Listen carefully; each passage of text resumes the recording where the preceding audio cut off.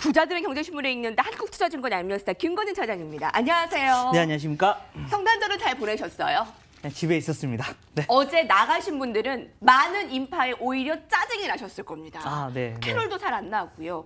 자, 집에 계신 분들은 아마 미증시를 보면서 더 짜증이 났겠죠. 이런 산타에 기대했던 랠리는 멋이 중원디. 네네. 예, 그렇습니다. 네네. 산타도 돌아가고 시장공강텐 여러분들과 시장공강텐을 끝까지 함께하겠다라는 것을 말씀드렸는데요. 자, 먼저 글로벌 주요 증시 크리스마스의 악몽. 한국 증시 전망 첩첩산중 오늘 첫 이슈로 준비했습니다. 내용 보시죠.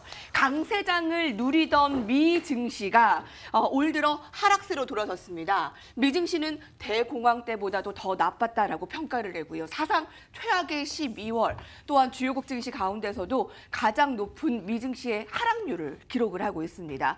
연말 코스피 지수 사수가 2,000선이 가능할까라는 게 지금 시장의 필두가 되고 있고요. 먼저 나스닥 지수의 상황을 보면 나스닥의 약세장 진입 1992년 이후 네 번째로 돌아섰습니다. 그러니까 이게 나스닥 지수가 고점 대비 20% 이상 하락한 걸 베어마켓 뭐라 그러죠? 그 약세장이라고 네, 표현을 네. 하는데 자, 전통적으로 볼게요. 약세장 진입 이후에 약 10%의 추가 하락이 있었대요. 네네. 그러면 그렇죠. 그런 걸 봤을 때 과거에 비춰보면 추가 하락 가능성이 여전히 남아있다는 네, 것을 볼 수 아직은요. 있잖아요. 네, 그렇습니다. 뭐 지금 현재 미국 시장 같은 경우는 조금 더 밑으로 내려올 게 좀 남아있지 않나라는 거. 사실은 주봉을 봐도 없고요. 월봉을 봐도 어떻게 보면 좀 지지선이 어떻게 보면 조금 더 아래로 있다라는 거 얘기를 해드리겠습니다. 뭐 다우존스 산업지수 같은 경우는 2만 선에 대한 이런 이 정도나 돼야지만 겨우 어떻게 보면 지지선이 나온다라는 거 얘기를 해드리겠습니다. 지금 현재 2만 1,700선이니까 여기서 한두 번이 더 내려와 줘야지만 좀 지지선이 나올 것 같다. 가장 큰 원인은 뭐냐면 미국의 이런 기업들도 지금 현재 이익 추정치가 점점 하락이 되고 있다는 겁니다. 우리나라가 10월 달에 이미 겪었던 이런 이슈들입니다. 근데 미국 같은 경우는 지금 겪고 있다라고 얘기를 해드리겠고요. 오늘 같은 경우는 우리나라 시장은 아마도 배당에 대한 이런 이슈들 때문에 조금 더 위로 올라와 줄 수 있지 않을까. 하방 오후에는 좀 긍정적으로 좀 바뀌지 않을까라는 생각은 할 수 있다라는 거. 물론 어떻게 보면 긴 텀을 가지고 계속해서 지금 현재 매매를 하셔야 될 것 같고요. 지금은 단기적인 매매보다는 한 단 뒤로 물러나서 어떻게 보면 매매에 임하시는 게 훨씬 더 나을 것 같다라는 거. 조금 긍정적인 얘기를 많이 해드리고 싶은데 긍정적인 얘기를 해드릴 게 없다라는 게 조금 사장님, 많이 아쉽다라는 거 얘기드리겠습니다. 고점 대비해서 20% 이상 하락을 하면 그게 약세장 진입이라고 얘기를 많이 합니다. 그렇죠. 네. 베어마켓. 네. 자, 근데 여기서 과거를 비춰보면 10%의 추가 하락이 나온 다음에 반등이 나왔다는 거죠. 그러면 지금 더 하락할 게 남았다라는 그런 분석인 거죠. 뭐 그렇습니다. 지금 미국 시장 같은 경우도 지금 현재 추가적인 하락이 더 나올 수 있을 것 같다라는 거 얘기를 해드리겠습니다. 네. 한국 증시는 사실 12월 들어서 미 증시에 비해 상대적으로 선방했습니다. 네, 많이 선방하셨죠. 이런 걸로 봤을 때 우리가 미 증시 올라갔을 때 뭐 올라간 게 있느냐. 그래서 덜 하락하는 게 아니냐라고 얘기를 할 수가 있는데 코스피는 최근에 2050선에서 강한 그 지지선이 발생이 되면서 추가 하락을 막았습니다. 근데 오늘 2050 일단 깨졌고요. 2030선이죠, 지금. 미국과 일본 증시의 연쇄 급락으로 코스피 지수 2000선을 일단 사수하면서 연말을 마무리할 수 있을지. 그걸 어떻게 보십니까? 우선은 뭐 이제 오늘 포함하면 3일 남았고요. 그렇게 되니까 제가 생각했을 때는 사수는 할 수 있을 것 같다라고 생각을 합니다. 2000선 위에서 아마 올해는 마무리가 될 수 있을 것 같은데요. 희망사항이 될 수도 있지만 어찌됐든 지금 현재 우리나라는 어디에 지금 현재 많이 연동이 되냐면 바로 중국 증시하고 연동이 되고요. 지금 현재 중국 증시는 지금 현재 미중 간의 이런 무역 전쟁, 무역 분쟁이 조금씩 잘 되고 있다고 봅니다. 가장 크게 문제가 됐던 뭐 지적 재산권에 대한 얘기나 기술 유출에 대한 것은 조금씩 잘 발맞춰서 가고 있다고 한다는 거. 근데 미국 증시는 뭐 때문에 지금 깨지고 있다? 결국 가장 큰 것은 어떻게 보면 민주당과 트럼프의 지금 대립 관계에 대한 이런 이슈들 때문에 셧다운이 좀 길어질 거다. 올해만 해서 이 셧다운이 세 번이었는데요.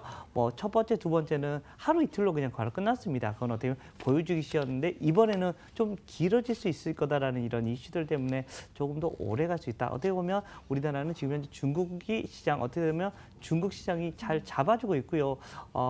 이전에 끝났던 금요일 날 같은 경우도 좀 잘 위로 올려서 끝내려고 하는 모습이 나왔다는 것처럼 우리나라도 거기에 좀 영향을 좀 더 많이 받지 않을까 기대를 해보겠습니다.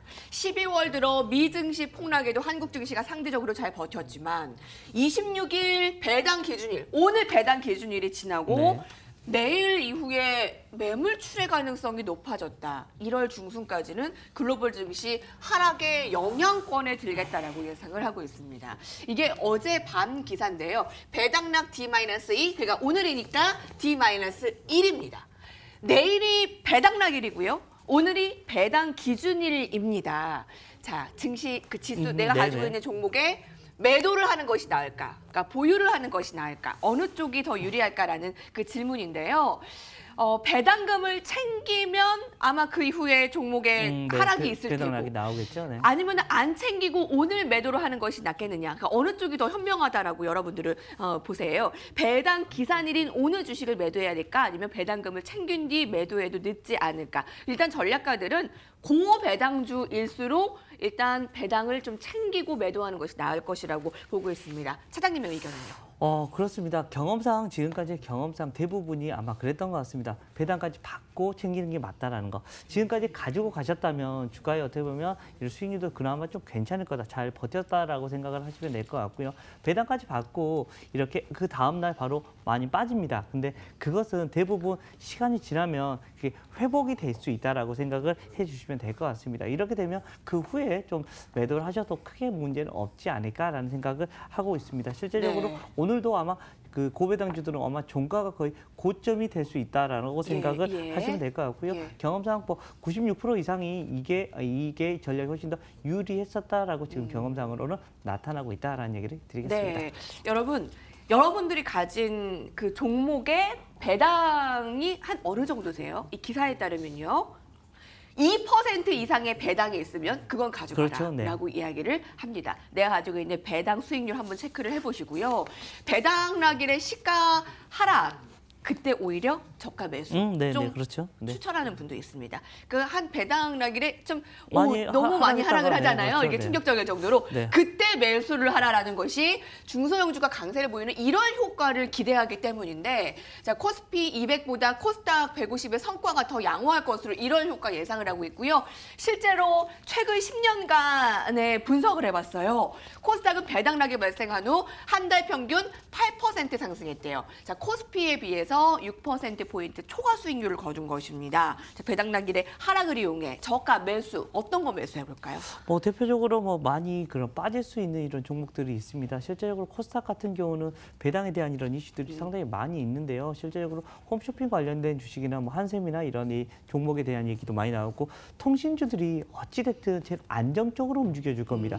통신주들 어떻게 보면 이번 5G에 대한 이슈도 있고 하니까 아마도 하락했던 만큼 다시 빠르게 올라와 줄 가능성이 크다라는 얘기를 드리겠습니다. 네. 올해 시작할 때 여러분 관심이 굉장히 컸던 게 지주사였습니다. 이 주주환원 정책, 그렇죠. 이 가치 제고에 대한 기대감이었는데 그 기대감이 싹 빠져버렸어요. 그랬는데 내년을 시작하는 또 다른 도돌이표가 될 수 있지만 다시 주주 환원책에 대한 기대감이 커졌습니다. CJ의 주가가 연초 대비 25%나 하락했습니다.